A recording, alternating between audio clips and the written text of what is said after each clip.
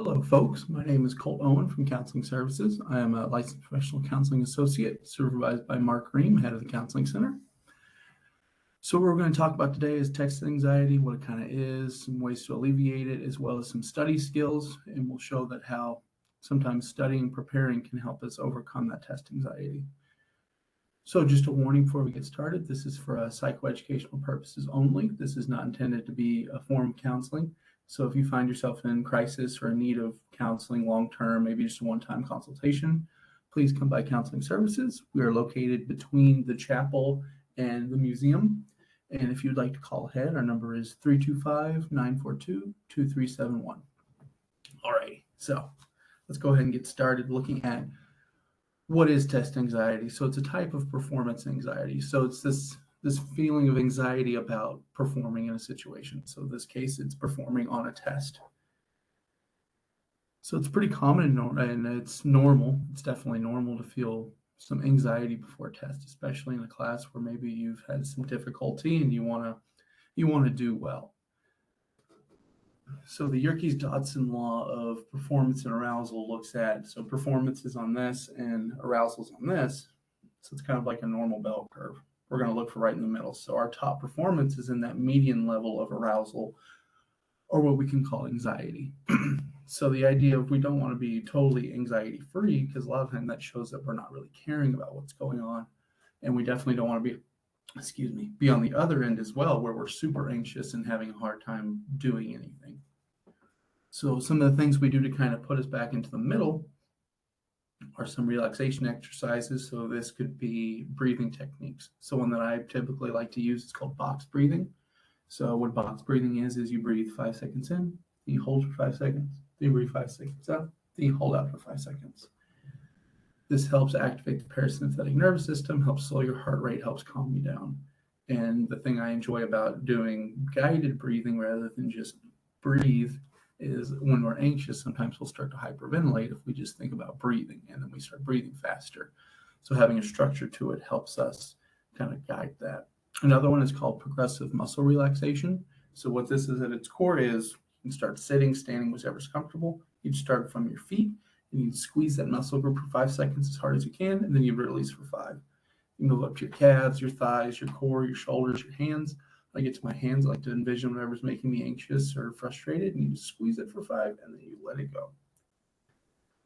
So there's some ways to kind of help alleviate the anxiety from the situation, because oftentimes, especially if you're watching this presentation, I imagine that your test anxiety is going to be high. You're going to be on the higher end of that scale we were talking about. So bringing it back down to the middle could be helpful in performing to the level that you would like.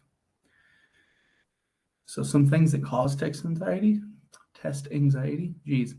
is a fear of failure, lack of preparation, which is what we're going to talk about with the study skills, and then poor test history. So if you have a long line of I'm not doing well on tests, there may be that fear that you're going to fall into that similar pattern. Also, go Cowboys.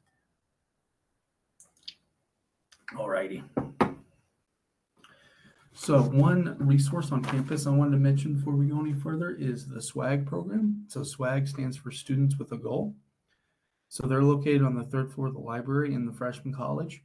So they can help you with some of that time management stuff. The thing that I think almost everyone can do a little bit better at is time management. So figuring out how to study, how to use your time effectively. So using that resource on campus because it's there and they're there for us, or there for y'all as students. I used to be a student, not anymore. So how do we cope with this particular type of anxiety, test anxiety? So again, preparation, which we'll talk about here in a minute. Establishing a consistent pre-test routine. So kind of eliminating some of the variables in your day. So knowing that I'm going to go to sleep at this time before I have a test the night before. I'm going to wake up, I'm going to eat a breakfast. Maybe I'll go work out if that's something I enjoy doing in the morning. Something to exercise my body and give my mind a break for the impending test coming up. Talk to your professor, so knowing that what they're thinking is going to be on the exam, what they're comfortable telling you, how to prepare for it. No one's going to know how to better prepare for an exam than the person who made the exam. Eat a good meal and drink water, so make sure you're not distracted by hunger in the middle of your test and you're not super thirsty when you're taking that test, helps you focus on what you're doing. Get plenty of sleep, like I mentioned. And then, so one of the study tips that we'll talk about here in a second is studying in the room that you're taking the test if possible. So that kind of leads me into the study tips. So environment's very important when we're studying. If you're able to study in the environment you're taking the test, you're able to associate environmental cues with information that you're studying. So I always like to think of it as like filing cabinets in your brain. And if you can put the files of the information in as many different places as possible, it's going to be easier to pull that back up than it would be if it was stored in one place. So even the smell of the room, the wood paneling, like in 004 down the academic building, very unique features, things like that can help associate with the information that you're learning. And also grows a comfort in the environment to where you feel comfortable thinking and exploring ideas in a certain environment. So that's a great way to do it. So an overarching theme. So this next portion, we're talking about the study skills. We're going to talk about things to do before the test and then things to do on the test day. So starting before the test. So studying should be part of your life, not its central purpose. And what I mean by that is instead of studying 1 hour a day for 8 hours, we're going to study, 4 days for 2 hours each. So making studying a part of your day, not like, oh, I've got to study this one day and you throw it on that one day. First of all, that's not very motivating to want to do that all on the same day. And also, you're not getting as much benefit out of those marathon sessions, we'll call them, rather than spreading it out. Because you're going to pick up different information every time you come back and look at that material, especially if you're not tiring yourself out for looking at it for 8 hours. Something called the point of diminishing return it's a little bit different for everybody, but about 45 minutes, an hour. And then after that point, maybe we start retaining less and less information until we don't retain hardly anything at all. So studying for 5 hours isn't necessarily better than studying for 3. And again, using the SWAG program and kind of figuring out yourself or coming in and seeing a counselor to try to figure out what works best for you can help you through your whole college journey. And then if you want to go on to post-grad or things like that, or even studying for things in your future job, having good study skills isn't a bad thing to have. Absolutely.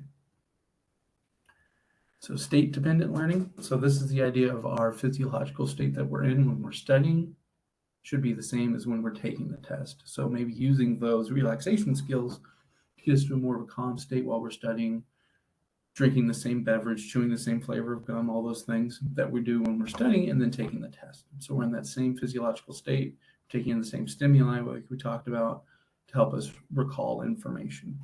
So we're storing the information with the studying, and then when we're taking the test, we're trying to recall. So we're putting them in the filing cabinet to study, pulling it out of the filing cabinet when we're trying to take the test. Start your test preparation with a practice test if possible. So this is kind of counterintuitive to some textbooks that have the practice test at the end to kind of assess what you've already learned. So starting with the practice test helps highlight what you already know, which is great. Things maybe you don't need to spend as much time on, but also it helps highlight the things that you were very unsure about. So say there's a question you have no idea, a multiple choice question, you guess, you have your reasoning for your guess, and maybe that guess was wrong. So when you go through and read that information, that's going to highlight, you're like, oh, I was thinking this way about it. This is what's really true, and help highlight that discrepancy in your mind. So that's one of the things I suggest starting with a practice test. Using flashcards and self-testing in between study sessions. So just looking over your notes, and I think we're all guilty of this at some point of when we're studying, we just bust our notes out, look down, and be like, oh yeah, I knew that. Yeah, it makes sense. Because you have the questions and the answers all on one side. You're reading them all at once. And this creates what we call a fluency illusion. And all this information, by the way, is from a book called How We Learn by Benedict Carey. So I'm not just pulling this out of the air. So thinking of that, we have this fluency illusion. We're like, oh yeah, I knew that. And then when it comes time to take the test, when we don't have that information in front of us, we're like, oh, wait a minute. And this is when we draw those blanks. Sometimes that happen. So to help eliminate this fluency illusion, we can use note cards. So note cards, we have the question on one side, and we can't see the other side where the answer is. So we're able to try to answer the question without that additional stimuli. And if it gets to the point where we don't know, then we can flip it over, read it, come back to it later, and try to get to the point where we can recite the answer without looking at the answer. That helps us gauge how much we really know the information. Excuse me. So cramming, the final frontier. So why we call cramming the final frontier? Cramming can be helpful for some folks. Some folks can do really well on a test, cramming the day before or a couple hours before. Where cramming falls short is in retention. So if you're in a class that has cumulative tests, so first test got the information, second test has got new information plus the first test on it. So if you cram for the first test, you're going to have to cram for both sections on the second test, all 3 sections on the third test. So if we take the time doing some of the skills we talked about to encode that information properly, store it in a bunch of different filing cabinets, we can start from that first one, and then we can just focus on the new material for the second test. And then the third test, just the new material. So we're not having to go back and start from scratch every time. But if something happens and unforeseen circumstances happen to where you're faced with a test day the day after, cramming's not the worst thing in the world. Do not recommend it, but it's not the worst thing in the world.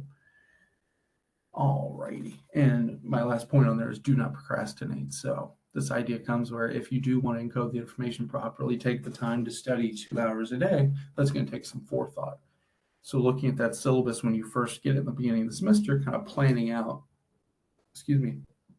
when your study days are going to look and like how long out you're going to want to study for tests. Maybe it's a week or 2.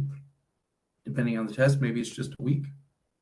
Again, that's up to you, kind of trying to figure that out through your college journey. All righty, test day. So this is the day of the test. Like I said, get a quality night's sleep and eat a breakfast. Like I mentioned before, look through the entire test prior to starting if you're in a physical test. So being able to flip through the pages, see what's going on, see what kind of theme there is to the test. Is it all multiple choice? Is there going to be a short answer component? Is there going to be a matching component? Kind of game planning that. And reading each question and asking yourself this question internally. What am I being asked to do?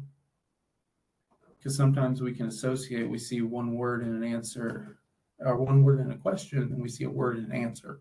And we've studied so much that we associate those 2 things. So immediately we're like, boom, we're going to put that answer. It must be right. Taking the time to thoroughly read the question helps us realize maybe there's the not in front of this. Which of these is not associated with blank? And it's, if we picked the one we thought so, that would be wrong in that circumstance. So being able to read the question thoroughly and prepare yourself. And that's this idea, we don't always have to go with our gut feeling. So our gut feeling is going to want to put those 2 things together that we recognize go together. But reading what the question's wanting may turn out that that's not the real answer they're looking for.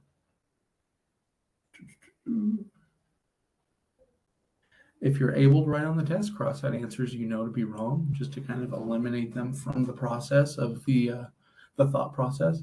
So if you can limit it down to 2 choices, that's a lot easier to look through than 4 different answer choices.